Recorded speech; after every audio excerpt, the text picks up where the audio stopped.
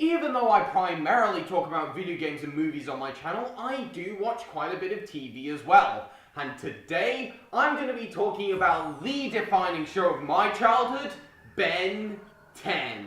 For those of you unfamiliar with the series, it follows an average kid named Ben Tennyson who discovers a mysterious watch known as the Omnitrix, which lets him transform into a myriad of different alien types. Along with his cousin Gwen, who's Grandpa Max, and in the sequel shows, former adversary turned ally Kevin Levin, Ben finds himself caught up in all kinds of adventures battling foes. Now, when I was younger, I was completely obsessed with this series. My TV doesn't even have Cartoon Network, but I still tried my hardest to watch as many episodes as I could. I bought loads of the toys, and post-Christmas 2008, where I found a Wii under the tree, the Protector of Earth was one of the first games I ever bought for the console. But like many people, I went through a phase where I decided I'd grown out of many of the things I liked, and thus sold all of the video game times, which I do now regret. I've been in a nostalgic mood recently though, and thought it might be fun to revisit this personal pop culture touchstone of mine and review one of the games. And with Vilgax attacks, I'm going to do exactly that.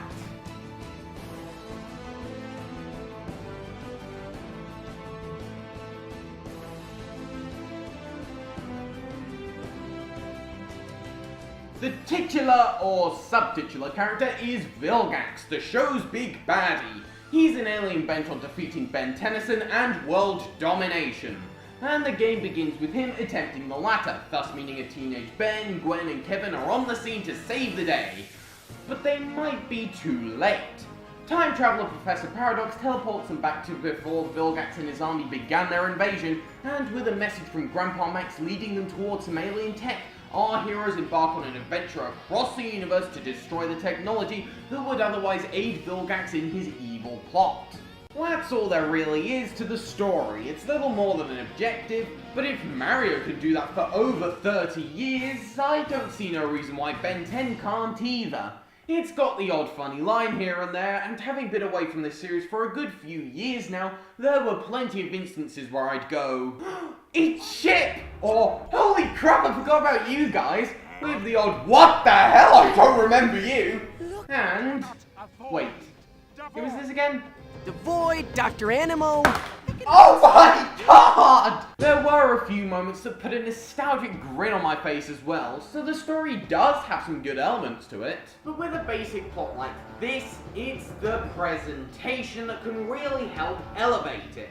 I mentioned the Mario series earlier, where the simple premises don't matter because it's the art style, music, and overall sense of adventure that carry those games along. So, can the same be said here? Well, in case you were wondering why I picked this Ben 10 game over the others, I always considered this one to be my favourite due to exploring all the different planets. Aesthetically, they all stand out from one another and they're really interesting to explore. The game also boasts some great atmosphere, being quite murky, and boasting a fantastic soundtrack that fits the mood of each level perfectly, as well as being very memorable on its own. As for the graphics, the in-game stuff looks decent, though it's the planet's designs that keeps things looking interesting, but the pre-rendered cutscenes... yeah. I don't want to say that they're terrible, but they look bland and the awkward movements leads to a few unintentionally hilarious moments. The cutscenes aren't too long, and once you've taken control, you'll quickly forget about them. And speaking of which, the gameplay. Well, let's begin by talking about the ship missions that you play before every level. Mainly because I honestly wrote the entire script and recorded all my lines before I realised I'd forgotten to talk about these parts. There's kind of a reason though, as they're extremely bland, lifeless, boring, and considering that you can skip them, pointless too. They're just not a very interesting addition. But anyway, once you get to the actual levels, it's conventional adventure game affair. You explore the level through platforming as well as environmental puzzles, and you get into battles with different alien species and drones. But considering this is Ben 10, you'll be able to use the Omnitrix to transform into numerous alien life forms, all of which have their own unique abilities in traversal and combat. Now, the whole idea of this watch that can turn you into different aliens lends itself well to a video game, And while this does utilize it well, it also does something a bit weird. You begin the game having access to all 10, but after Ben uses them all in quick succession in this awesome scene where he pounds the shit out of a giant plastic cup, Sorry, I got a bit nostalgic there. You then lose the ability to use some of them, re-unlocking them as the game progresses, which is odd from a video game design standpoint to give you the aliens only to take them away a level later. It's not a huge deal, but it is strange.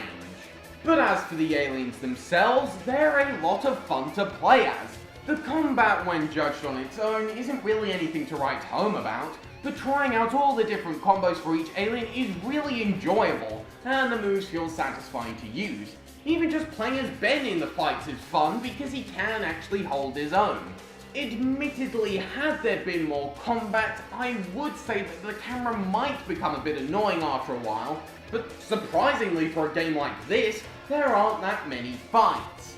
Okay, that's a bit of an exaggeration, but they are well spaced from one another, meaning that there are often new moves to try out with the different aliens, and that I didn't become too used to the combat. The boss fights are also pretty good.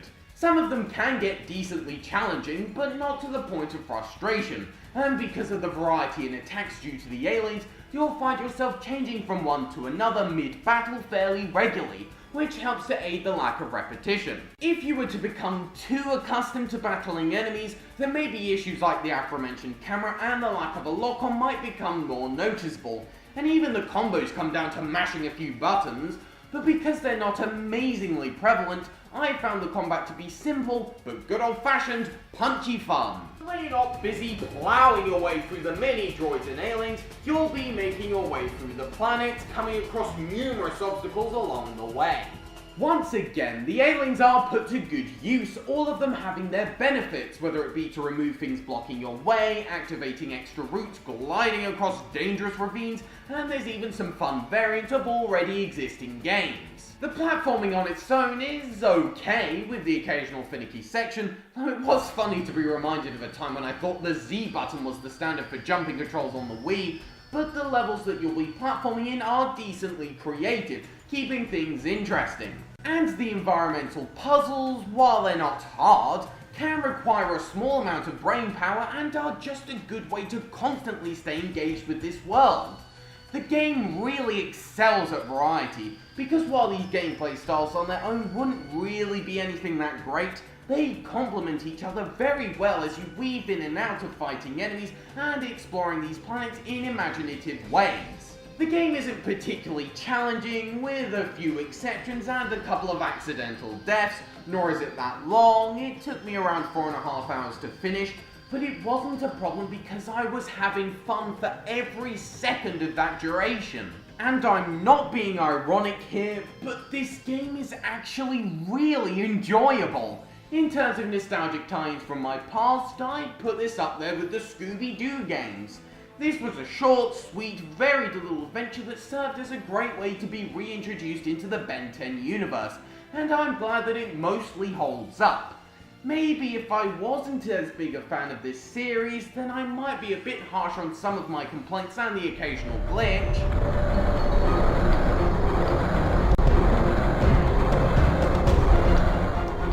Oh, but even if this was just some small title without any ties to this franchise, I'd still say it's pretty damn good. It won't blow your mind or anything, but it entertains in spades, and sometimes that's all you need. I'll score it 81%, which objectively might be a little too high, but I'll let subjectivity win this time, as I really did enjoy it. There's better games out there for sure, but it was nice to turn off my brain for a while and embark on a charming adventure that served as a really nice reminder of my early love for video games.